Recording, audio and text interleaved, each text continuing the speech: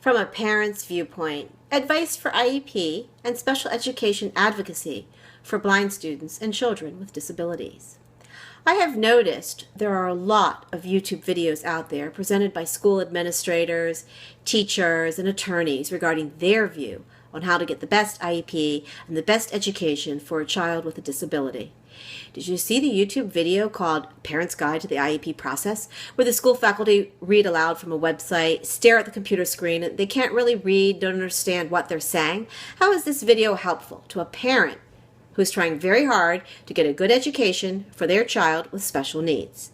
My perspective is from a parent's viewpoint regarding how a parent can advocate for their child and get the best IEP and best education for any child with special needs. In particular, I will reference ideas for educating blind students. I am a parent of a blind child. Actually, my son is now 24 years old and a college graduate, but he will always be my child. I have been advocating for him and other blind children for 23 years. What do you do if you cannot afford an attorney to represent you in fighting with the school system, or when you're just not ready to hire representation? Here are my top 10 suggestions for parents, not the school. My suggestions are for parents for advocating for your blind child or any child with a disability. I believe these 10 suggestions will help parents get the best IEP and the best education for any young disabled or blind student. Number 1, learn and understand special education law. I suggest rightslaw.com as the best website for understanding special education law. Rights Law as in WRIGHTSLAW. The information is presented on this website in an easy-to-understand way. Check it out. Do everything in writing. If you say it in person, have a conversation with a teacher, or talk on the phone with the school personnel, according to the school, it never happened. Every request or every question from the parent must be documented in writing. You can do this in paper and hand deliver the paper to the school or do it by email. But if you send your questions and requests by email, you must get a response and save the response. I suggest printing out all emails on paper. You may need these documents later for legal reasons. Number 3, never sign the IEP at the IEP meeting. You are entitled to receive a copy of the IEP within a reasonable time frame, usually about 5 days after the IEP meeting. You can then review it slowly in the quiet of your home, reflect on everything presented, and then decide if you want to sign it.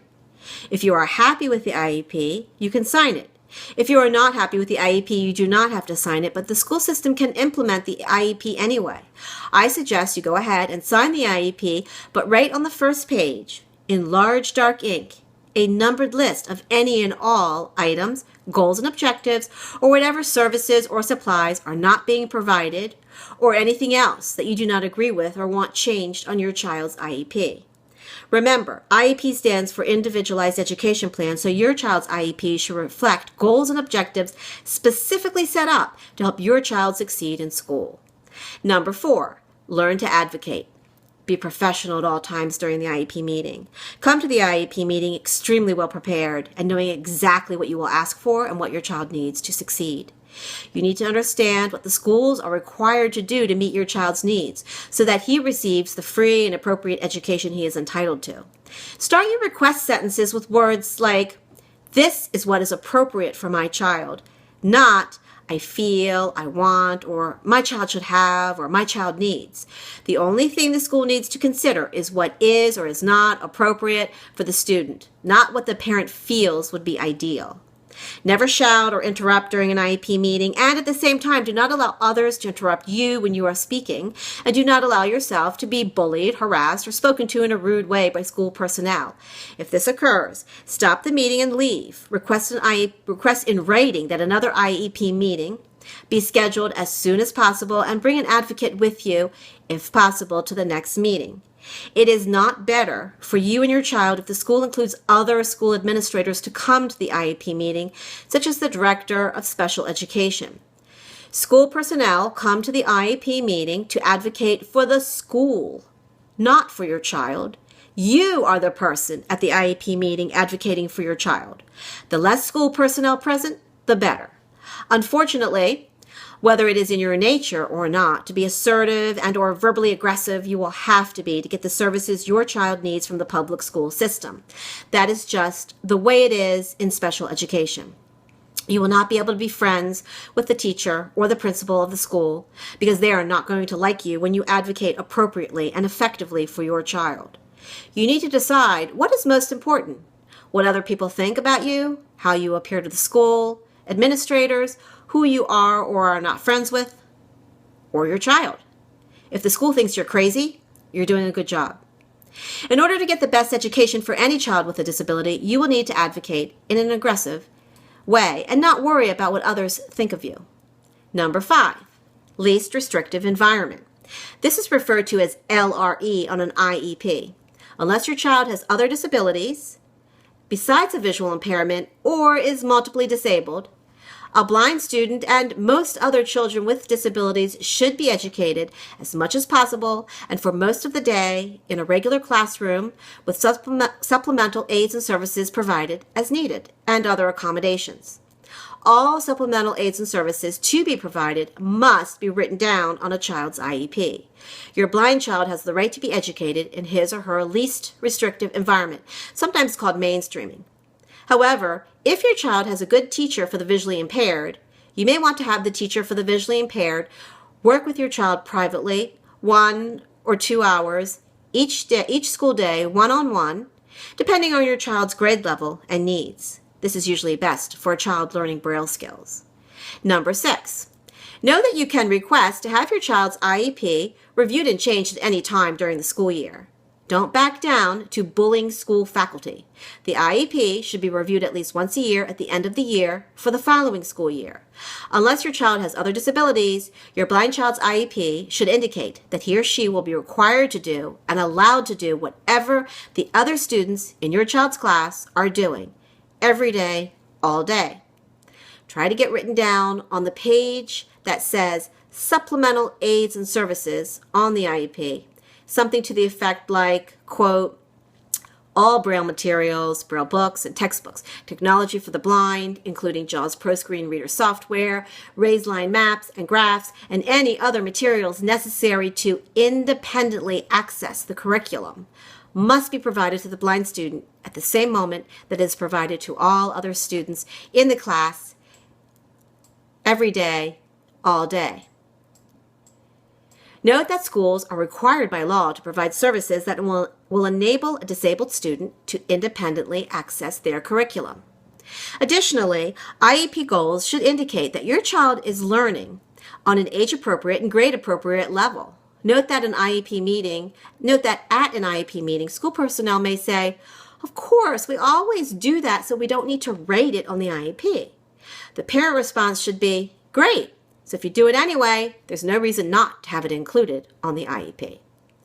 Number 7, service hours, direct and consult. Make sure you understand how services will be provided to your child. All direct service hours being provided by the school must be written on the IEP. For example, for a blind student who is receiving orientation and mobility instruction. If your child receives orientation and mobility lessons, it should be noted on the IEP, for example, something along the lines of 1 hour, 1 time weekly for 18 weeks. Or services for a teacher for the visually impaired could maybe read, as an example, 45 minutes daily, 5 times a week, direct services, and 30 minutes of consult, 1 time weekly. Then, check with your child and spy on the school and make sure that your child is receiving the direct instruction to which he's entitled to every day. Make sure the instructors are showing up and working directly with your child as they should be. Number 8, listen to your child. Believe your child. Ask your child every day about his school day. Even a child as young as kindergarten age should be able to tell you something about what is or is not occurring at school. For example, if a blind student comes home and tells you that all the other students were handed a particular worksheet or book and he did not receive a copy and just sat there doing nothing, believe him. Get on the school. Harass the school personnel to provide the same things for your blind child in either Braille format or with other accommodations. Number 9. Again, this is regarding blind students. Braille supplies are important, including Braille reading books, Braille textbooks, raised line maps and graphs, etc. Although there is a place and time for audio format for many students with disabilities, for blind students, everything should not be provided on an iPad in audio format.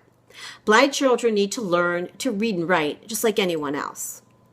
I recommend for all blind students at a minimum the following items: an old-fashioned Perkins Braille writer, especially for math, a Braille Note Apex, purchased from the Humanware Company, JAWS ProScreen Reader software on the computer in the classroom, and also on a computer in the computer lab or in the library of the school.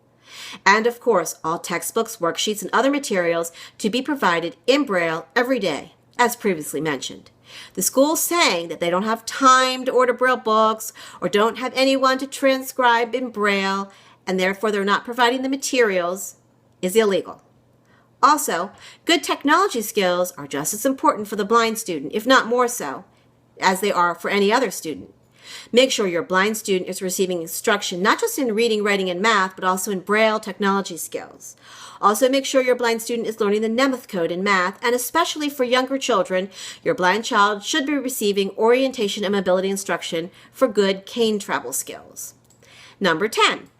If you have a child who is legally blind but has some good vision, actually, it can be tricky to get the Braille materials and technology for the blind that your child needs.